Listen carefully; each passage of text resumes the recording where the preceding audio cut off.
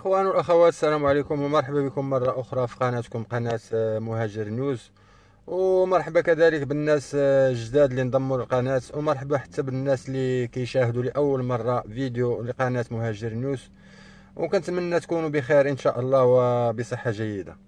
اليوم الإخوان غادي نهضروا على هذا القانون الجديد ديال الدفاع عن النفس، ليجيتيما ديفيزا، أو الدفاع المشروع عن النفس، اللي هو قانون صراحة خاص يديروا شي دولة أخرى غير إيطاليا لعدة أسباب.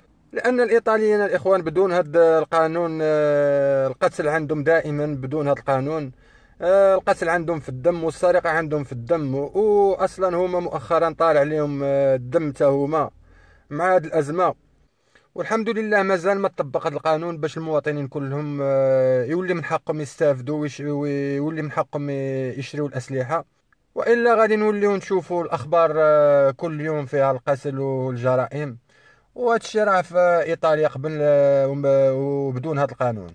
المهم الإخوان، قانون الدفاع عن النفس اللي هو قانون جديد اللي بزاف ديال الإيطاليين إلا ما كانش كلهم تفاعلوا مع هذا القانون.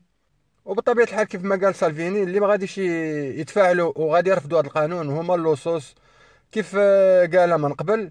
واحد المده هذه بالضبط العام اللي فات 28 11 2018 السنه الماضيه، تفاعل بين على هادشي بواحد التفاعل ديالو بواحد بتغريده في الحساب الخاص ديالو في انستغرام مع صاحب المحل ديال عجلات السيارات، عمره 57 سنه. وهذا السيد كان بدا المشروع ديال التجاره ديالو سنه 2014، وتسرق 38 مره، وكل مره كيدير دينونشا ديكلاراسيون عند الكارابينيري. المحل ديالو حطم واحد الرقم قياسي في عدد السرقات، ووصلت تقريبا ل 38 سرقه. السيد عيان من هذا الشيء، واخر مره قرر يولي ينعس في المحل ديالو، يدوز الليل تماكينه. بعد ما عيا يتسنى الشرطه تاخذ ليه حقه.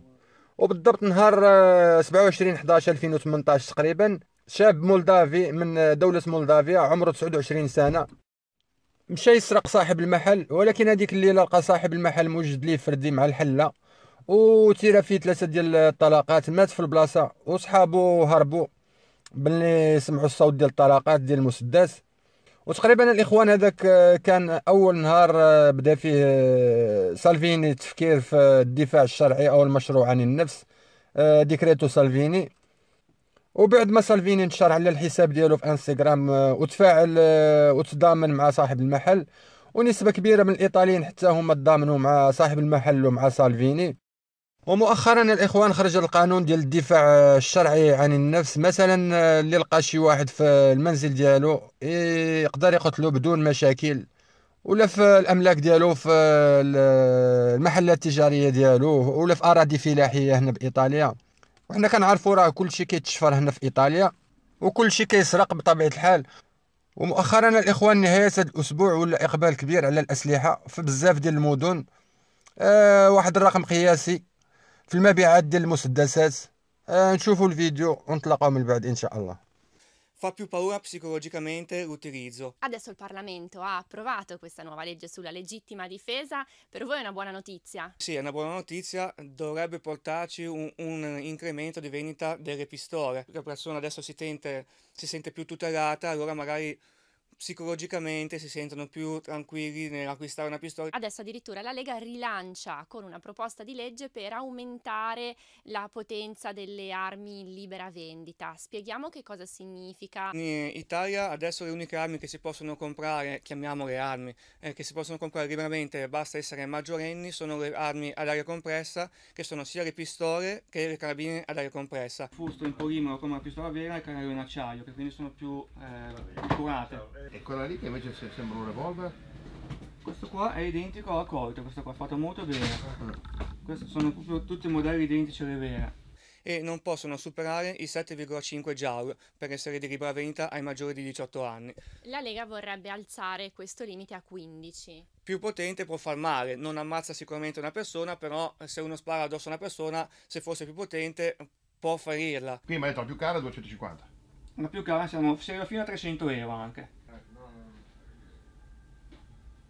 Per avere un'arma vera, invece, bisogna avere il porto d'armi. Assolutamente sì, obbligatoriamente avere il porto d'armi. Bisogna tassativamente avere la fedina penale pulita.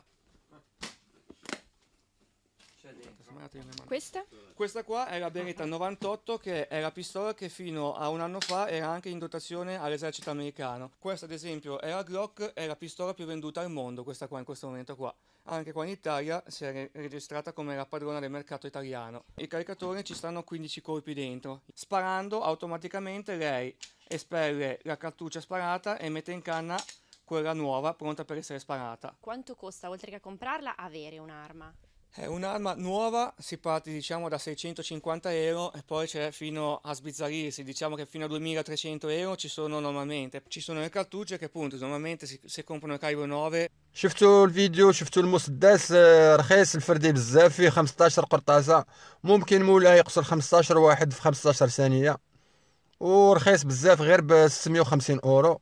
ولكن سالفيني نسى بانه ما كاينش غير المهاجرين، هو بطبيعة الحال هادشي داروا على قبل الأجانب ومن حقه صراحة، ولكن ماشي بهذه الطريقة وبهذا القانون.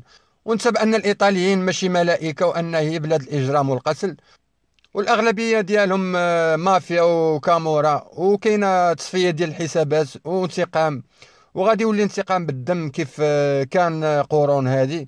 إلا قتل واحد إما كيقتلوه وإلا يقتلوا واحد من العائلة ديالو.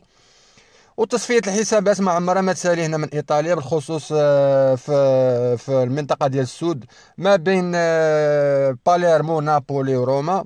ولكن هاد الناس اللي شراو هاد الأسلحة مؤخرا 100% غادي يردوا هاد الأسلحة ولا يسلموهم للشرطة قريبا، ولا يخزنوهم في الكوفر ديال الديور ديالهم. ولكن إلا تسرق منه ووقعت به شي جريمة راه مول السلاح اللي كيمشي فيها. لهذا الأغلبية ديالهم كيفضلوا يردوهم وما يخليهمش في المنازل ديالهم.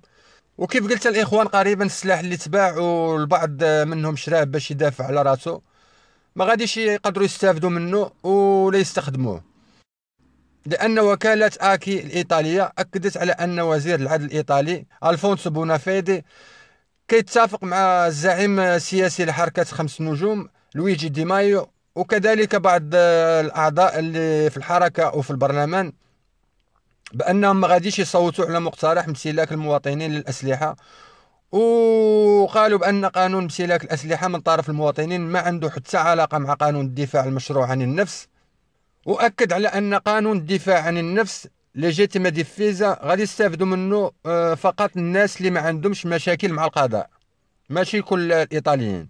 أما موضوع الأسلحة أكد بأنه ما عنده حتى علاقة مع هذا القانون، باش يسهل على كل المواطنين باش يشريوا الأسلحة. وأكد في واحد اللقاء صحفي بأن إيطاليا غتكون بلد آمن بدون أسلحة، وأكثر أمان بفضل الأمن ماشي بفضل قانون ليجيتيما ديفيزا. وأكد كذلك أن هذا الشيء غادي غير يكثر الإجرام، ما غاديش ينقص منه، وحتى الشرطة والأمن غادي يوليو في خطر حتى هما، لأن المواطنين بزاف غادي يحملوا الأسلحة والسلاح لطح في أيادي غير آمنة. وأكد كذلك أنه فوق هذا الشيء غادي يكثر الإجرام، وحتى الشرطة والأمن غادي يوليو في خطر هما كذلك. والمواطنين إلا حملوا السلاح والسلاح طاح في أيادي آمنة بطبيعة الحال إيطاليا ما غاداش تبقى آمنة. لهذا الإخوان ما كنظنش هذا قانون ديال باش المواطنين يشريوا الأسلحة كلهم ما كنظنش غادي يقبلوه وما غاديش يكون. وصلنا إخواني أخواتي لنهاية هذا الفيديو، نتمنى من الله يكون عجبكم ونال الإعجاب ديالكم، وما تنسوش الإعجاب والاشتراك في القناة، وإلى موضوع آخر وفيديو آخر إن شاء الله، والسلام عليكم ورحمة الله تعالى وبركاته.